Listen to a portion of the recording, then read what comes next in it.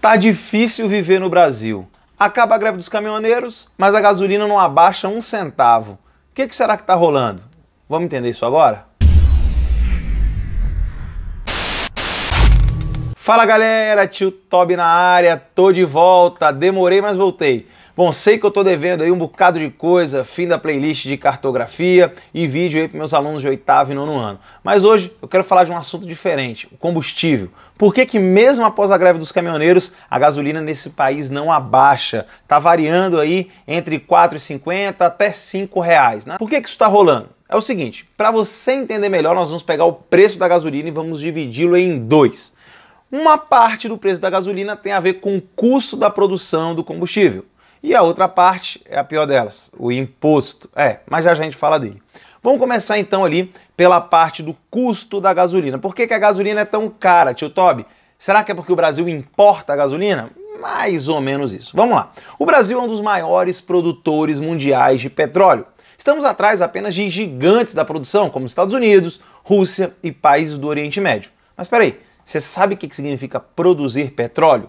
Para quem não sabe, ou se você lembra lá do ensino fundamental, petróleo é um combustível, um recurso natural não renovável. Já está disponível na natureza, né? Estava aqui inclusive antes de nós, seres humanos, aparecermos, beleza? Então quando eu falo produção, entenda que eu estou falando na realidade extração. Nós não produzimos, nós não inventamos, não fabricamos petróleo. Ele já está na natureza, nós vamos lá e retiramos, extraímos esse petróleo, beleza? Então produção significa, na verdade, extração de petróleo, beleza? Bom, então o Brasil é um dos maiores produtores de petróleo. Mas se o Brasil é grande produtor, por que a gasolina aqui é um absurdo? Eu vejo aí países com gasolina muito mais barata, tio Tobi. É aí que está a grande questão. Embora o Brasil seja um grande produtor de petróleo, a quantidade de petróleo que o Brasil consegue extrair não é suficiente para a produção do combustível. Na verdade, a gente extrai até muito petróleo. A questão é que nós podemos dividir o petróleo em dois grupos, isso em nível mundial. Nós podemos ter o petróleo pesado e o petróleo leve. Para ficar mais fácil de você entender, pensa assim, ó, petróleo leve, petróleo bom, petróleo pesado, petróleo ruim, beleza? Vamos lá. Qual é a diferença entre os dois? O petróleo leve, muito mais valorizado, é o que o Brasil tem em menor quantidade. Já o petróleo pesado, muito menos valorizado e muito mais difícil de se refinar, é o que o Brasil tem em maior quantidade. Aí adivinha, como o Brasil, esse país super desenvolvido, não tem refinarias suficientes para poder processar todo esse petróleo pesado, que é muito mais difícil para se fazer o refino, então o Brasil está fazendo o seguinte, ele extrai petróleo pesado, vende esse petróleo, exporta por um preço mais baixo e compra petróleo leve. Então o Brasil sim é um dos grandes produtores, mas a maior parte petróleo pesado, que vale muito menos do que o petróleo leve. É exatamente por isso que o preço do combustível aqui no Brasil está diretamente atrelado ao dólar.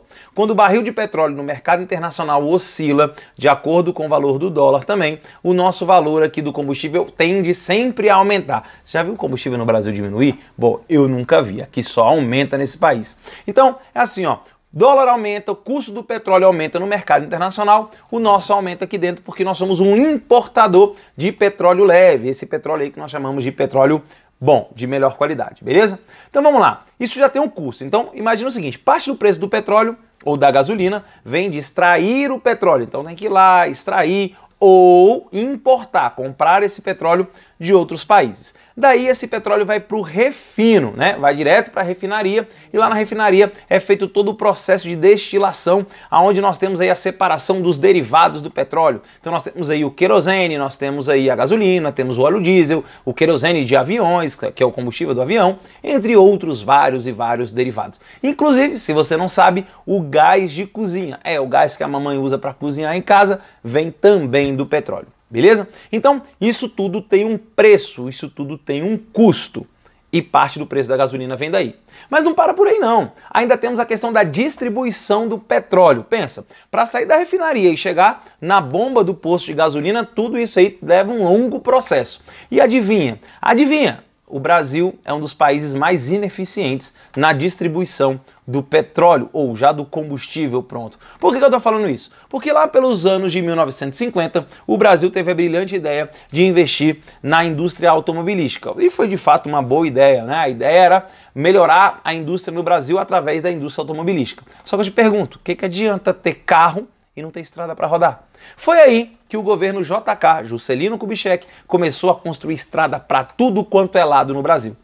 O problema, que eu não sei se você reparou, que você mora num país de dimensões continentais. Somos o quinto maior do planeta. E um país de dimensões continentais como o nosso não poderia ter quase que exclusivamente somente transporte rodoviário. E por que não, tio Tobi? Porque transporte rodoviário é caro e é ineficiente. Tanto é verdade que um dos custos mais caros de manutenção é justamente o transporte rodoviário. Então qual seria a melhor opção? Que o nosso país de dimensões continentais fosse rasgado, cortado por ferrovias, porque o trem ele transporta uma quantidade muito superior de mercadorias ou até mesmo de pessoas do que um caminhão. Na verdade, para um trem você precisaria de dezenas ou às vezes de centenas de caminhões. É um transporte mais barato, mais seguro, mais eficiente. Só que o Brasil praticamente não tem transporte ferroviário. E o pouco que tem, vamos falar a verdade, de péssima qualidade. O Brasil não tem um trenzinho de alta velocidade como tem no Japão, como tem na Europa e em vários outros lugares do mundo. Então o transporte ferroviário no Brasil foi abandonado e foi priorizado o transporte mais ineficiente, o rodoviário. Mas além do transporte ferroviário poderíamos ter oleodutos e gasodutos. Para quem não sabe, né, são dutos, encanamentos que fariam aí o transporte sem a necessidade, inclusive, de pessoas diretamente fazendo esse transporte. E poderíamos ter hidrovias, um sistema de navegação que interligasse, né, os nossos rios, as nossas bacias hidrográficas, ou até mesmo a navegação de cabotagem, essa que pega aí a costa, né, o litoral brasileiro, que aliás é imenso e muito lindo. Beleza? Então o Brasil é totalmente ineficiente na distribuição do seu combustível. Não é à toa que os caminhoneiros pararam e parou o Brasil. Faltou tudo. O preço da gasolina chegou até R$10, eu mostrei aqui perto da minha casa, aqui pela janela, beleza? Em países desenvolvidos, uma greve de caminhoneiros como essa iria parar o país? Claro que não. Iria prejudicar muito, com toda certeza, mas parar o país?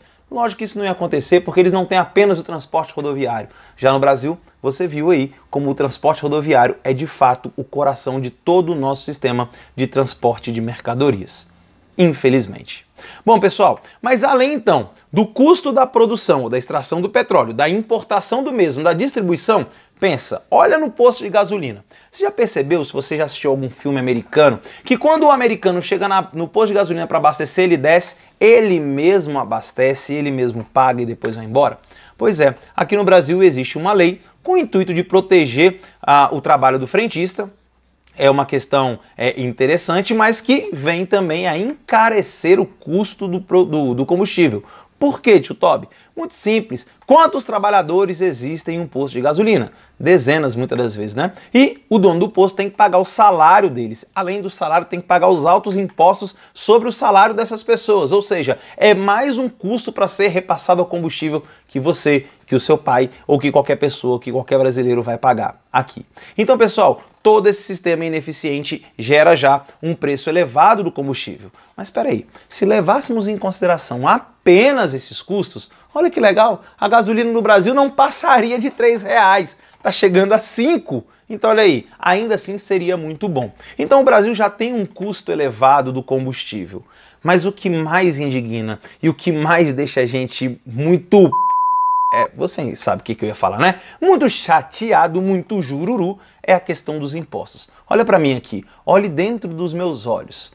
Pessoal, aqui no Brasil, a média dos impostos no Brasil, 45% no valor da gasolina. 45%, ou seja, a cada R$1 que se abastece, 45 centavos vai direto para o nosso excelente governo. Olha que absurdo. Então presta atenção aqui. Por que a gasolina tem tanto imposto? Temos 4 impostos diretos. Se liga nisso aqui. 4 impostos diretos na gasolina. Temos o PIS, temos a CID, temos o COFINS e o ICMS. esses 4 impostos vão incidir diretamente sobre a gasolina. Eu não vou entrar no caso aí o que significa cada um imposto desse aí não, depois você vai lá no Google e pesquisa. Eu até faço um vídeo futuramente. Mas entenda, são 4 impostos diretos. Isso faz a nossa gasolina ficar 45% mais cara. Mas espera, não para por aí não. Porque além desta questão, nós temos vários impostos embutidos em toda a cadeia produtiva. Então se liga, são 4 impostos diretos, mais uma dezena de impostos indiretos, o que faz o absurdo da gasolina no Brasil ter em média 70% de impostos, se somarmos os impostos diretos e os impostos indiretos. Ou seja, o brasileiro usa essa gasolina que já é batizada de fábrica. Sabe o que isso aí é batizada? É porque a gasolina brasileira ela não é pura. Nós temos aí a adição de etanol. Se você não sabe o que é etanol, é o combustível que nós plantamos. Calma aí, dá para plantar combustível? É, você planta cana e da cana você extrai aí o etanol e mistura com a gasolina. Ou seja, uma gasolina de qualidade muito inferior às outras que temos pelo mundo e, além de tudo, a mais cara de todas. Então, fica ligado, boa parte do preço da gasolina, a maior parte, vem dos elevados impostos que nós pagamos. Ou seja, você de fato quer que a gasolina no Brasil seja mais barata? Então pensa, se informa e no dia que você for votar, bom, se você ainda não tem idade para votar, vai se informando por enquanto para quando chegar a sua vez, você votar direito nos deputados, nos senadores, no presidente, no governador, em todas as pessoas que possam de fato fazer com que o nosso combustível, aliás, os produtos em geral no Brasil, tenham impostos reduzidos. O Brasil tem impostos muito altos. E não adianta vir com o populismo e achar que o governo vai abaixar imposto em canetada, porque isso não resolve. O preço do óleo diesel vai abaixar agora porque o governo vai determinar, mas espera aí, o governo vai subsidiar o preço da gasolina para a Petrobras, ou seja, vai tirar dinheiro do governo para pagar a Petrobras. Mas espera aí, desde quando o governo tem dinheiro? O governo não inventa dinheiro, ele não fabrica dinheiro. O dinheiro vem dos impostos, ou seja, você vai continuar pagando impostos. Ou seja, que não seja no combustível, mas vai pagar em outros lugares para ser repassado. Beleza? Então fica atento. É por isso que a gasolina no Brasil é tão cara. Nós temos um custo de produção, uma produção totalmente ineficiente e ainda temos os impostos, que a gente sabe que é o que mais revolta.